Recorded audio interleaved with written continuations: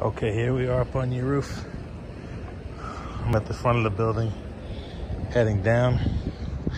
Your leak is right about there. Right about there.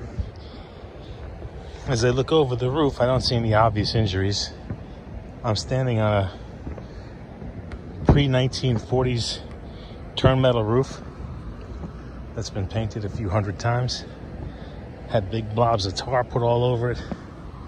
Some of that coating has fallen off, as you can see, as it will do, because the rust just keeps on going once it's inside. As I walk on it, you hear this kind of granular sound, like you're standing on sand, like sand under paper on a hard floor. Usually that indicates that the panels are really rusty underneath. But I don't see one singular thing that I can blame your roof leak on. I see thousands of little things that could contribute, but don't necessarily have to be causing the leak. You see little rust bleeds and stuff like that. That usually indicates that water is getting in underneath the coating. Materials rusting and then bleeding out back to a hole in the top layer of coating. But I don't see anything that I can say that's causing your problem. I know the bathroom was recently remodeled.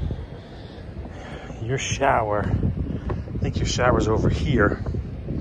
So that pipe probably had to get rerouted, because that would be coming down the outside of the shower glass. So I'm thinking that pipe was probably clipped off underneath the roof line.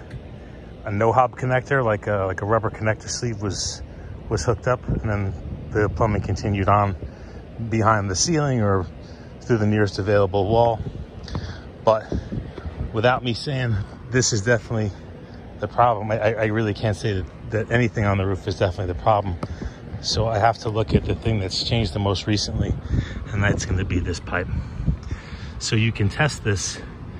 Shove a hose down there, see what happens. You could get a cap, put a cap on the pipe, and you could observe it for a while. But barring that, I don't see anything I can say this is definitely the leak. You have a really old roof that's been painted a whole bunch of times.